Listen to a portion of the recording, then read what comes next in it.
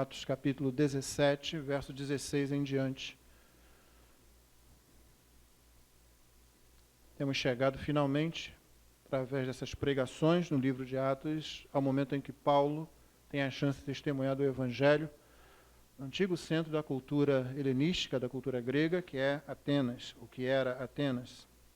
O texto, a partir do verso 16 do capítulo 17, diz o seguinte: enquanto Paulo os esperava em Atenas, o seu espírito se revoltava em face da idolatria dominante na cidade. Por isso, dissertava na sinagoga entre os judeus e os gentios piedosos, também na praça, todos os dias, entre os que se encontravam ali.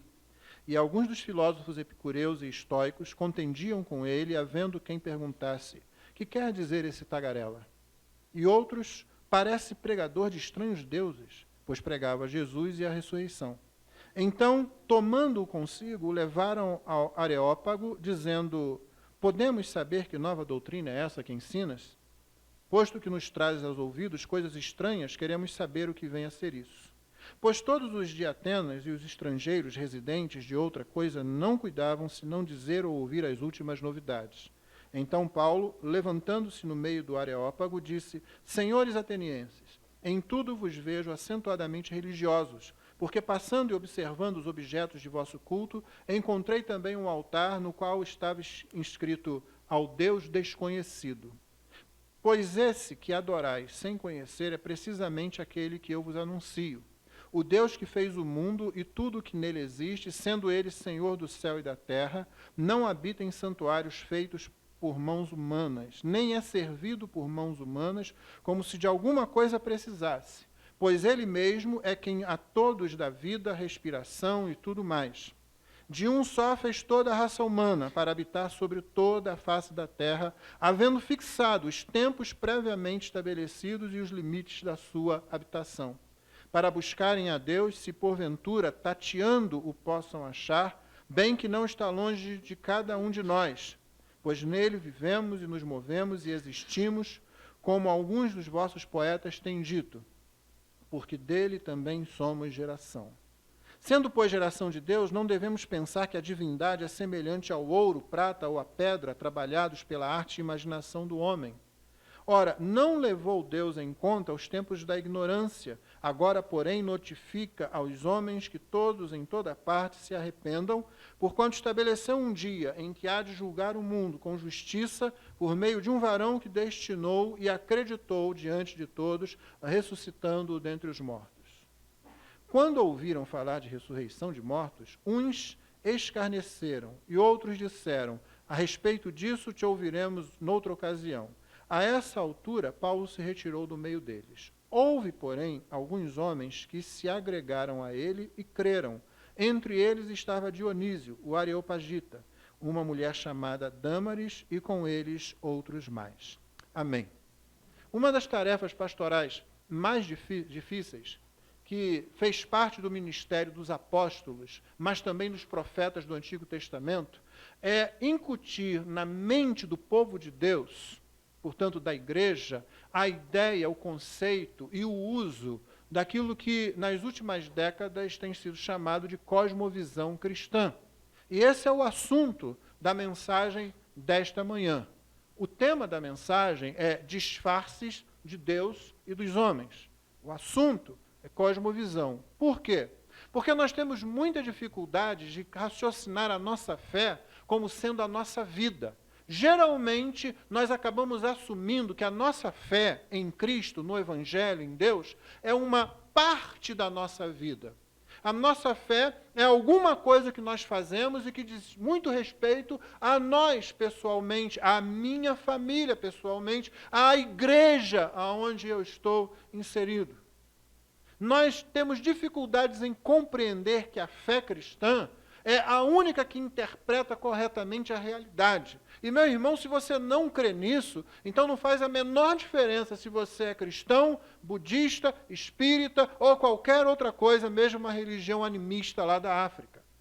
Os cristãos creem, e principalmente os cristãos fundamentados na Reforma Protestante, creem que as Escrituras falam a verdade e revelam a realidade a respeito do mundo à nossa volta. Noutras palavras, o mundo à nossa volta não é realmente aquilo que sentimos a respeito dele, nem aquilo que vemos ou que percebemos com os nossos sentidos, porque tanto os nossos sentimentos como os nossos sentidos nos enganam, mas sim é aquilo que as Escrituras revelam. Se você não pensa desse jeito, você não entendeu o Evangelho ainda. Se você tem dificuldades com isso, você pode ser crente, mas talvez não esteja olhando direito a situação ao seu redor e nem compreendeu a totalidade do que a Bíblia diz. E se você não crê dessa forma, você vai ter muitas dificuldades em livrar seus filhos, por exemplo, de um caminho proposto pelo mundo à nossa volta. Porque o mundo à nossa volta vai dizer para você, por exemplo, como diz sempre, que o adolescente de 12, 13 anos já é dono do seu próprio nariz. A Bíblia diz que não é, a realidade diz que não é, mas tem toda uma mídia aí caindo em cima e dizendo, não, ele é dono do próprio nariz. Você é dono do seu próprio nariz. Para crianças, para adolescentes. O mundo à sua volta vai estar dizendo que o casamento é quase impossível porque são duas pessoas que precisam necessariamente, para se entenderem como pessoas, terem o seu espaço protegido. É aquela frase que se usa, olha, você não pode invadir o meu espaço, você não pode ameaçar a minha individualidade. Conquanto em relacionamentos isso aconteça de forma pecaminosa muitas vezes, a ideia bíblica não é que você se coloque numa bolha para se proteger do seu cônjuge. É outra. Então, se você não enxerga desse jeito, você vai adotar a ideia que se tem no mundo de relacionamento. E quando você se julgar que não satisfaz mais, não se luta por aquilo, simplesmente se troca de parceiro. Palavra que substituiu a palavra cônjuge. Então essa é uma grande dificuldade, irmãos. Que crentes entendam que a expressão cosmovisão cristã não é uma coisa que fica só no reino da filosofia, não é uma coisa que fica somente para aquelas pessoas que se interessam muito por leitura e intelectualismo. Cosmovisão cristã significa que a gente crê que a realidade dentro de mim e à minha volta é aquilo que a Bíblia diz que é e não o que eu sinto a respeito das coisas, a respeito de mim mesmo, nem aquilo que eu percebo com os meus sentidos, porque isso é enganoso. É isso que diz Jeremias quando ele fala enganoso é o coração. E você vai se lembrar que coração na Bíblia não tem o sentido que tem hoje em dia, né? Hoje em dia você vê coisas tão tolas quanto siga o seu coração.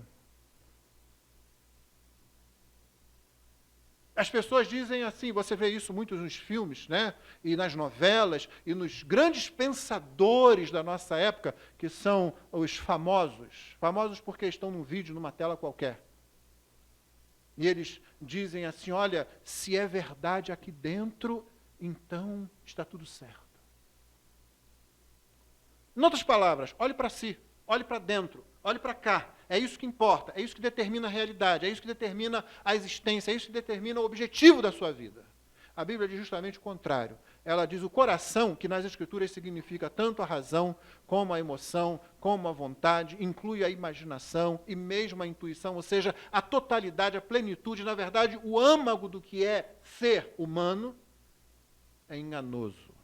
Desde Jeremias diz, enganoso é o coração, quem o conhecerá? O verso seguinte diz, eu, o Senhor, provo os corações. Só Deus conhece o coração, nem você conhece o seu coração. E aí a gente, quando não é feliz no relacionamento, a gente simplesmente diz, não dá mais. E conseguimos fazer uma transformação no conceito de autenticidade, né? No conceito de integridade. A pessoa diz assim, é melhor você acabar com um relacionamento do que ficar num fingimento. Não, não é melhor não, é melhor lutar, é melhor consertar, é melhor reconhecer o próprio erro, é melhor se arrepender, é melhor retornar ao Criador, mas ninguém quer fazer isso. Eu quero o que me dá satisfação, alegria, felicidade, o mais imediatamente possível, porque a vida é curta. Esses são os conceitos. Então, nessa manhã, irmãos, eu quero, mais uma vez, falar sobre isso, porque é essa a base sobre a qual nós vivemos. Se você não entende isso, E cosmovisão cristã não é um aspecto da doutrina que, se você se interessar muito por leitura, aí talvez você vá algum dia dar atenção a isso. Se você não perceber que cosmovisão cristã é a ideia de que a Bíblia traduz corretamente, e somente as Escrituras traduzem corretamente o que é a realidade, tanto interna como externamente a você, se você não faz isso, você realmente perdeu a ideia do que é ser crente. É por causa de não entender isso que existe um evangelho da prosperidade. O que é o evangelho da prosperidade? É aquele que diz que Cristo morreu na cruz para que você não tenha doença, para que você tenha um carro novo a cada ano, para que você tenha 2 casas de campo, para que você seja sempre o patrão e nunca o empregado, para que você tenha uma empresa, 2 empresas, 3 empresas, para que você passe férias na praia ou em outro país, para que você não tenha nenhum problema de relacionamento. E geralmente esse evangelho é baseado na ideia de que você contribui. Você dá dinheiro para a igreja, dá dinheiro para aquele pastor, dá dinheiro para aquele apóstolo, para aquele bispo, para aquele seja lá o que for, e você vai ter tudo isso, uma vida maravilhosa. Se você não tiver, é porque você não teve fé. O negócio é bom, o risco é muito pouco. O retorno é muito alto, o investimento é pouco relativamente, porque se nada der certo, a culpa é de quem ouviu, não de quem falou. Porque não conseguem entender que a realidade à nossa volta é traduzida pelas Escrituras e não por aquilo que nós sentimos. É por isso que um monte de gente, ou por ser arrogante, ou por ser vaidosa, ou por ser gananciosa, ou por ter boa fé, ser ingênua, e certamente muita gente, por ser necessitada, cai nas garras desses pregadores da prosperidade por aí. É por isso que nós oramos também pelos crentes que sofrem perseguição. Porque isso nos lembra que irmãos nossos estão pagando um alto preço por causa da mesma fé que nós abraçamos. E não nos permite orar sobre esses nossos irmãos, não nos permite achar que o nosso conforto aqui é o grande objetivo de Cristo ter ido à cruz. Na mensagem de hoje eu quero só levantar algumas questões. Primeiro, o que as pessoas pensam do seu Deus, quando você testemunha dele? Você viu que Paulo chegou em Atenas e ele começou a ficar muito irritado. A força da expressão grega é essa. Seu espírito estava lá desconfortável porque ele via a idolatria reinante na cidade e ele sabia que aquele povo estava afastado de Deus. Você viu que ele começou a fazer o que ele sempre fez. Foi primeiro aos judeus, porque a mensagem, a promessa do Messias, do Cristo, surge no meio do povo judeu. Por isso Paulo vai à sinagoga, como ele sempre faz, prega aos judeus. Ele fala com os gentios piedosos, os tementes a Deus, aqueles que não eram judeus, mas também tinham abandonado o politeísmo e tinham se aproximado do Deus dos judeus, do Deus dos hebreus. Porque eles viam que a ética, que a moral do judaísmo era superior a outras coisas, embora eles não adotassem os rituais do judaísmo, como a circuncisão, por exemplo. E Paulo começava com esses 2 grupos. Mas ele não ficou só nesses 2 grupos em Atenas. Ele foi também para a praça, para a ágora, para o mercado, onde todo mundo se reunia, conversava sobre tudo e falava sobre tudo, e você podia estar ali expondo suas ideias, inclusive, naquelas conversas e tal, e começou a falar com as pessoas ali também. E, finalmente, como todo mundo se interessava por qualquer novidade em Atenas, lembra que Atenas, nesse momento, já tinha declinado bastante do apogeu de outrora, quando ela era símbolo de toda a cultura, de toda a filosofia. Eles estão ali agora ouvindo aquele sujeito e querem ouvi-lo mais a miúde, querem ouvi-lo mais de perto. Alguns o desprezavam. O que quer dizer esse tagarela? A expressão é usada para manifestar desprezo mesmo. Então, um sujeito aí, a ideia do tagarela, da expressão que está grega por trás disso aqui, é um sujeito que ele ouviu um filósofo, ouviu outro, ele não tem ideia própria, ele não raciocina nada com convicção. É como muito crente, muita igreja. Ele ouve falar uma coisa, repete aquilo, ouve falar outra, repete aquilo. Ele não se firma, ele não se aprofunda, ele não é capaz de falar das suas próprias convicções em termos da fé. Então, havia alguns que eram assim e eles eram tratados a ser um tagarela qualquer. Mas outros resolveram ouvi-lo, por isso levaram para o Areópago ou o Monte de Marte, né? O Monte de Ares, como você quiser. E nesse lugar, às vezes se reunia um tribunal e às vezes se reunia informalmente alguém para ouvir as ideias de outro, foi o que eles fizeram. Paulo chegou lá e começou a anunciar um Deus do qual eles nunca haviam falado, e não pense que Paulo está dizendo aqui, ou que Lucas está registrando aqui a história, que ele está dizendo que eles adoravam, entre vários deuses, também adoravam o Deus verdadeiro. Não é isso que Paulo está dizendo. Quando ele diz que tem um altar ao Deus desconhecido, Paulo não está dizendo, vocês também adoram, só que vocês não sabem. Vamos lembrar aquilo que Jesus disse à mulher samaritana, vós adorais o que não conheceis. Jesus está dizendo para ela o seguinte, vocês não adoram Deus. Porque se você não conhece Deus, você não adora Deus. Se você tem uma vaga ideia de Deus, você não adora Deus. Desde o Antigo Testamento, o Deus Criador dos céus e da terra deixou claro que para adorá-lo, você tem que adorá-lo nos termos dele. O que você ouve hoje por aí? Eu não sou religioso, eu sou espiritual. Soa bonito isso, né? É sofisticado, né? Não, eu não tenho religião, mas eu desenvolvo uma espiritualidade. O que quer dizer isso, gente? O que isso quer dizer? Quando vamos espremer para ver o que sai daí. O que sai daí? Sabe o seguinte, eu adoro, eu cultuo, eu sou religioso do jeito que eu entendo, ninguém tem nada com isso, é como eu quiser. Ou seja, o que dá garantia, seja lá quem for, de que aquilo que está na cabeça dela é que traduz a realidade do universo? Porque a própria ideia diz que num ambiente como esse você vai ter 50 universos diferentes. Completamente diferentes. Mas as pessoas se fiam nisso. Na verdade, o que elas estão dizendo é o seguinte, é uma coisa que C.S. Lewis deixa...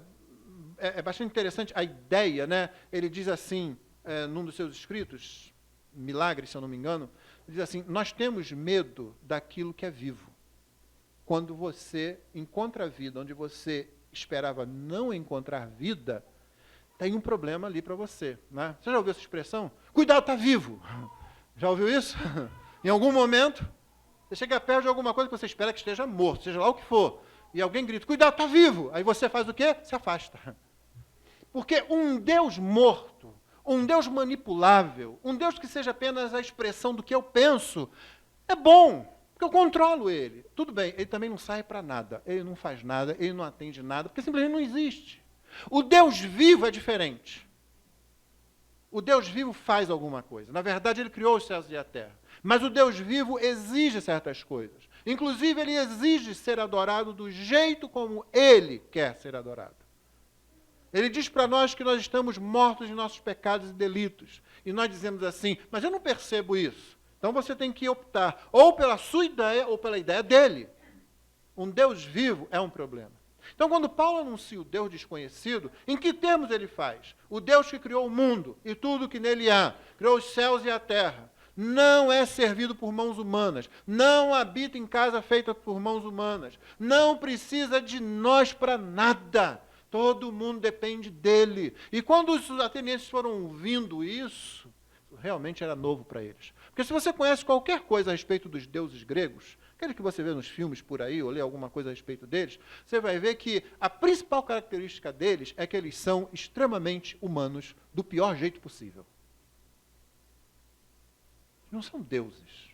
São uma projeção humana e sempre do pior jeito possível. Quando eles interferem numa história, é sempre um problema. Ai do humano que cai nas mãos deles. Eles brigam entre eles e quem sofre as consequências são os humanos. O Criador dos céus e da terra é bem diferente disso. Ele é soberano, ele é todo-poderoso, ele não pode ser controlado por ninguém, não presta contas a ninguém, não tem que prestar contas a ninguém. Quando você prega o Evangelho, que ideia as pessoas têm do Deus que você está anunciando? Isso nos leva à segunda questão. Porque se Deus está disfarçado como? Ele está disfarçado de você. Tudo bem, Deus pode estar disfarçado, num certo sentido, na criação, mas esse não é o nosso ponto aqui hoje. Vamos ver o disfarce de Deus e o disfarce dos homens. Como que Deus se apresenta ao seu amigo não crente? Como que Deus se apresenta ao seu parente não crente? Como se Deus apresenta ao seu irmão na igreja? Deus é invisível. Aí Jesus Cristo veio, tomou sobre si natureza humana. Ele é a imagem do Deus invisível. Jesus Cristo viveu aqui, Jesus Cristo morreu, ressuscitou, subiu aos céus. Como é que Deus se apresenta, irmãos? Se não através de você. Não pense em nada muito místico, assim, certamente isso é sobrenatural, mas tenha a ideia correta da coisa. Quando a Bíblia fala isso, ela fala em termos, por exemplo, de uma embaixada, um embaixador, uma embaixatriz, não é? Você representa Deus. Quando a Bíblia fala isso, ela fala também em termos de que nós somos braços e pés de Deus, de Cristo.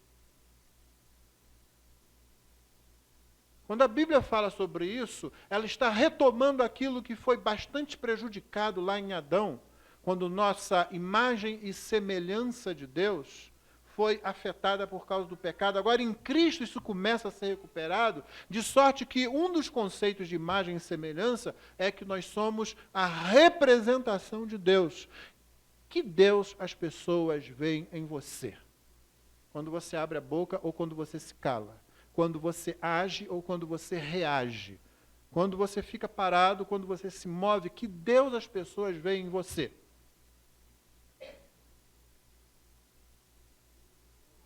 Isso nos leva a outra questão. Como as pessoas veem você? Porque você também pode estar disfarçado. Alguns se disfarçam intencionalmente e outros receberão disfarces postos por aqueles a quem falam. Paulo, por exemplo, foi olhado como se fosse um tagarela. Ou seja, um sujeito sem muita convicção. Você realmente pode dizer isso de Paulo? Paulo é um dos caras de maior convicção que você encontra nas Escrituras. Antes de ser salvo por Jesus Cristo, ele tinha tanta convicção do judaísmo dele, que ele era capaz de entrar onde a igreja estava reunida e pegar homens, mulheres e entregá-los à morte. Ele era capaz de ir lá aos sacerdotes, pedir cartas de apresentação para cidades fora da Judéia. Ele foi para a Síria, foi para Damasco, para se encontrasse algum crente por lá, trazê-los presos para Jerusalém. Ele era um homem de convicção. Exatamente por isso é que ele agia dessa forma. Mas ele foi visto como um tagarela. Quando foi convertido, Paulo saiu a pregar o Evangelho. Mas você se lembra a conversão dele como foi? Não foi só que ele caiu naquela estrada e ficou cego durante 3 dias. O mundo de Paulo desmoronou, porque ele pensava que Cristo era um farsante e os discípulos de Cristo uns mentirosos, interesseiros em acabar com a verdadeira religião. E, de repente, Cristo vivo se encontra com ele, intercepta ele no caminho para Damasco. É como se puxassem o tapete, ele caiu, o mundo desabou. Mas agora ele foi revendo aquilo que ele cria, a partir do fator Cristo, e isso foi reconstruindo a cosmovisão de Paulo, que estava toda equivocada, e agora ele passa a ver isso a partir de Cristo. E então o que ele faz? Com convicção, ele sai a pregar o Evangelho. Por causa disso, ele é expulso de cidades, ele é preso, ele é apedrejado. Era um homem de convicção, era um homem que cria naquilo que falava. Por causa disso, ele começou a falar em Atenas, e por causa disso disseram, é um tagarela. É um superficial. As pessoas vão colocar máscaras em você, por mais autêntico que você seja, mas que seja somente esse o seu disfarce, o que os outros colocam. E por que eles colocam? Porque eles são inseguros, porque eles têm medo. As pessoas têm medo dos crentes, sabia disso? Elas têm medo dos crentes. Mesmo quando ela age como se o crente fosse inofensivo, ela está receosa de que o crente comece a agir realmente como crente. O bom para as pessoas é quando o crente age como um não crente, ou pelo menos como um crente light. Você veste esse disfarce do crente light? Vestimos esse disfarce do crente light? É o crente bacana, é o crente legal, porque ele é muito educado, porque ele é uma pessoa fácil de lidar com ele. Nem todo crente é assim, né? Mas, enfim. Deixe que o disfarce seja posto pelos outros, que tem medo de que você comece a ser verdadeiramente crente. Medo de que você comece a dizer o que você realmente acredita. Medo que você pare de agir. Do jeito que você agir, comece a agir como crente.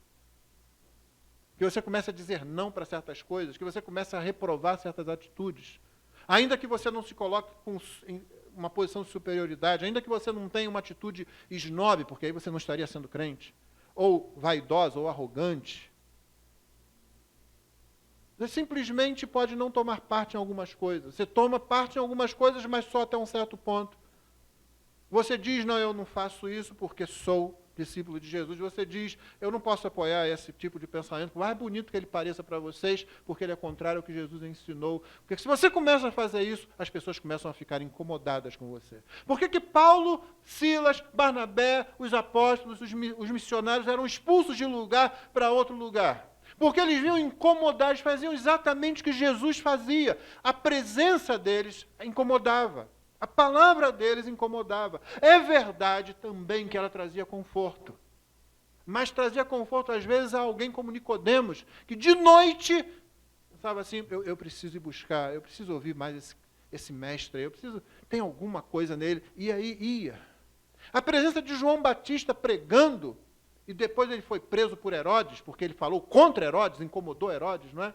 Mas a Bíblia diz que Herodes descia até o calabouço e ouvia João com atenção. Vai lembrar um hino do cantor cristão, não é? Perto do reino, mas sem salvação.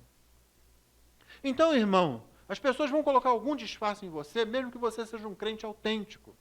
Mas elas vão saber que há, como diz no Antigo Testamento, né? Há um profeta no meio do povo. Só não permita que você mesmo se coloque um disfarce, encobrindo o Deus, Criador dos céus e da terra, o Deus de toda a glória. Isso é que não pode acontecer. Quando a gente se disfarça, né? E as pessoas não sabem que Cristo nós pregamos. Muita gente vai achar que quando você fala em Deus, fala em Cristo, está falando da mesma coisa. Paulo deixou bem claro, né? Você viu como é que ele colocou aqui? Vale a pena ler isso de novo, né? A partir do versículo 24. O Deus que fez o mundo e tudo que nele existe. Por aqui ele já está dizendo o seguinte, olha, qualquer outra ideia de origem da vida que vocês têm está errada. Esse Deus que eu anuncio, que vocês chamam aí de Deus desconhecido, com medo de ofender algum que vocês não saibam que existe, esse é o Deus que fez o mundo e tudo que nele existe. Sendo ele Senhor do céu e da terra. Ele não é só Senhor de uma parte, mas do todo. Não habita em santuários feitos por mãos humanas, nem o templo em Jerusalém. E Deus já tinha dito isso mesmo no Antigo Testamento. Nem é servido por mãos humanas como se de alguma coisa precisasse. Os adoradores de falsos deuses têm a ideia de que eles têm que fazer alguma coisa para os deuses, porque os deuses precisam daquilo. Pois ele mesmo é quem a todos dá vida, respiração e tudo mais. Ou seja, ele é quem sustenta tudo. Você tem noção de quando você está anunciando Cristo, mesmo no Brasil, da nossa época, do século XX, quando você fala em Cristo, você não está falando a mesma coisa que provavelmente está na mente da outra pessoa? Cristo na mente dela está com outro disfarce, outra roupa, outra fantasia. A gente fala em Deus, a gente fala em Cristo. Eu já disse aqui para os irmãos, quando você vai evangelizar alguém, uma das formas que a pessoa tem para correr, porque ela está com medo de que você coloque ela contra a parede e diga assim, olha, se você não crer em Cristo, você permanece debaixo da ira de Deus. Não importa quão boa pessoa você seja, que é isso que Jesus ensinou. Então, como ela está com medo de chegar nesse ponto, ela diz para você assim, não, eu acho legal, mas tem tantos pastores aí, né? Os camaradas cheios do dinheiro, fazendo isso, fazendo aquilo, comprando isso, comprando aquilo, e o outro lá, com o dinheiro lá escondido na Bíblia, e o outro fazendo aquela coisa imoral e apontando. Meu irmão, se você vai começar a responder esse tipo de pergunta numa conversa de evangelização, então você se perdeu do Evangelho. Eu tenho que falar para aquela pessoa, eu não estou falando disso, eu estou falando de você e Deus, de acordo com o que Deus diz na palavra dele. E você sabe qual é o outro argumento que você pode usar para isso. Se eu te apresentar um pastor ou vários pastores sérios, então isso quer dizer que você vai dar atenção ao Evangelho? Você vai ver que não é esse o problema dela. Ela não vai dizer, não, se eu te encontrar um pastor sério, porque você tem pelo menos um pastor sério para apresentar essa pessoa. Se eu te apresentar cristãos sérios, cristãos que realmente creem, então você vai jogar esse argumento fajuto aí de lado, para dar atenção ao Evangelho, e você vai ver que não é esse o problema dela. O problema dela é que ela não quer encontrar o Deus verdadeiro, o Deus vivo, porque ele não é domesticável. E a gente vai se encontrar com ele em algum momento. Paulo termina a palavra dele, ou é interrompido, quando ele diz, Deus marcou um dia em que ele há de julgar um mundo por um varão que ele ressuscitou, que ele acreditou, que ele aprovou e que ele ressuscitou dos mortos. Aí quando ele fala isso, ouvem falar em ressurreição, Paulo parece que quebra um pouco a lógica do argumento, eles mudam de atitude, e acontecem aqui as 3 atitudes que vão acontecer, ou que podem acontecer quando o Evangelho é pregado. Sempre vai acontecer isso. Em geral, você vai ter um pouco de cada uma dessas atitudes. Algumas pessoas escarnecem. Isso nos leva, então, à última questão que eu quero levantar agora. O que as pessoas pensam da sua mensagem? Sua mensagem também é disfarçada, como eu disse. Você fala de Cristo, eles estão pensando em outra coisa. Você fala de Deus, estão pensando em outro tipo de Deus. Você fala de igreja, estão pensando em outra coisa. Você vê como é importante você ter um lugar, uma igreja, que você possa dizer, vem na minha igreja. Não, eu não quero discutir, eu não quero conversar isso com você. Vem na minha igreja. Você está dizendo que não existe? Vem na igreja. Mas eu tive que fazer isso. Eu cheguei mais cedo no meu andar, estava lá, os blindex estavam fechados, as portas estavam fechadas, então a recepcionista não tinha chegado ainda. Eu sentei lá, fica exatamente no meio, são 4 corredores assim, em forma de cruz, não é? E a mesa da recepcionista fica ali. Eu cheguei muito cedo, estava com um livro, como sempre, então sentei ali e comecei a ler, esperando ela chegar para ela abrir as portas, eu poder ir para a minha sala. E aí nisso vieram 3 pessoas da manutenção, trabalhando em alguma coisa. E elas, lá, eu cumprimentei, elas passaram e foram mexer em algum quadro lá, não sei se de força ou de quê, estavam lá mexendo e eu comecei a ouvir a conversa dela. E no meio da conversa a pessoa diz assim, não, porque pastor nenhum presta, cara. Pastor, todo mundo é safado, tudo é ladrão e tal. Aí não deu, eu fechei o livro. Falou, você conhece todos os pastores? Não aguentei, falei para ele, você conhece todos os pastores que existem? O quê?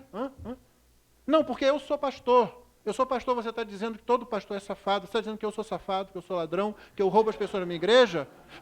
Não, moço, não é isso. Não, porque eu conheço também vários pastores, amigos meus, que estão dando a vida aí para dentro das florestas aí, para pregar o evangelho, para ajudar as pessoas em outros lugares assim. Você conhece esses pastores? Não, eu não quis dizer isso, eu não quis. Mas você disse isso.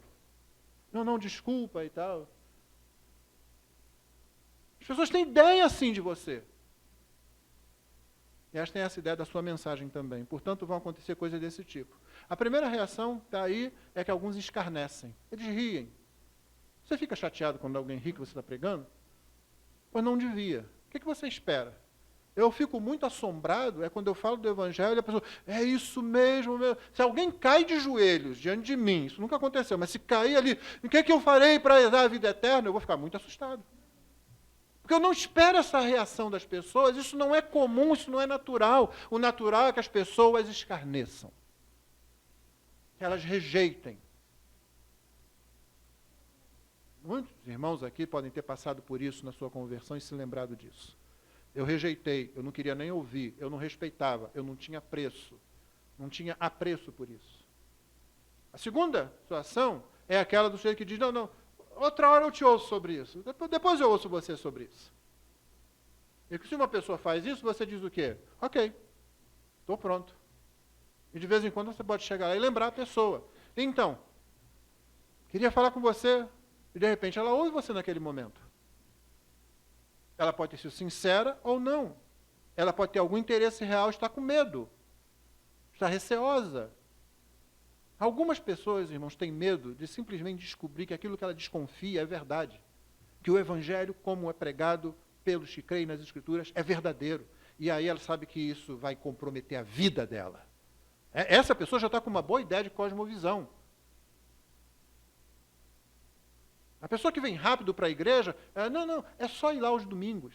Aí dá um dinheirinho lá para o pastor, dá 10% lá para o pastor. A pessoa que já entendeu um pouco mais, ela sabe que a vida dela está comprometida com Deus, com Cristo e com a igreja de Cristo. Você não pode se comprometer com Cristo sem se comprometer com a igreja de Cristo. Isso não existe. A terceira e última reação é que alguns deles creem. Como disse Jesus, se ouviram a minha palavra, também ouvirão a vossa. E nós pregamos por causa disso, irmãos. Porque ele mandou pregar na certeza de que ele usará a pregação para chamar pessoas à fé. Inclusive pessoas que você acha que nunca vão se converter. Talvez alguns aqui possam dar testemunho, dizendo assim, eu não achava que eu qualquer dia fosse ser crente. Porque ninguém vira crente. Já ouviu essa expressão? Mas virou crente. Né? Uma coisa interessante que aconteceu, eu estava lendo uma matéria há alguns meses, né? É que pais de santo começaram a ser expulsos de algumas comunidades Porque os traficantes agora são evangélicos. Não é legal isso? Os pais de santo não pode abrir um terreiro de candomblé, de umbanda, numa favela, numa comunidade, porque os traficantes agora são evangélicos, eles não permitem. Inclusive tem expulsado pessoas porque a pessoa vai lá, pendura aquela roupa branca lá, né?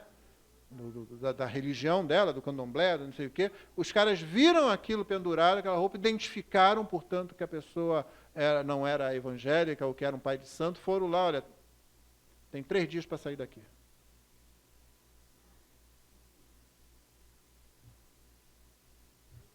O que eu mais temo é que haja algum crente em alguma igreja dizendo que Deus ouviu minhas orações. Porque expulsou os não crentes para longe dos crentes, porque esses não crentes não vão mais ouvir o evangelho, porque esses não crentes saem agora com uma ideia bastante equivocada, bastante deturpada do que é evangelho. Nenhum crente faz isso. E a primeira amostra de que um traficante se converte é que ele deixa de ser traficante. Mas nós admitimos tanta coisa, né? O homossexual pode se converter, virar crente e continuar homossexual. É por isso que o corrupto pode continuar corrupto. Tem um monte deles aí dizendo que são crentes para você votar neles agora, nas próximas eleições. Hoje mesmo o irmão perguntava se eu achava que crente tem que votar em crente. E tem um sujeito aí que se chama, o nome dele tem crente no meio. Clark Crente.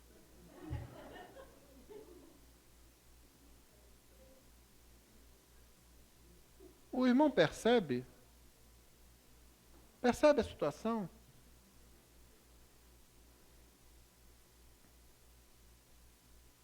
Cosmovisão, irmãos, não é uma ideia que alguém tem porque leu algum livro um pouco mais intelectualizado. Cosmovisão é aquilo que você crê no fim das contas. Cosmovisão cristã, porque todo mundo tem cosmovisão.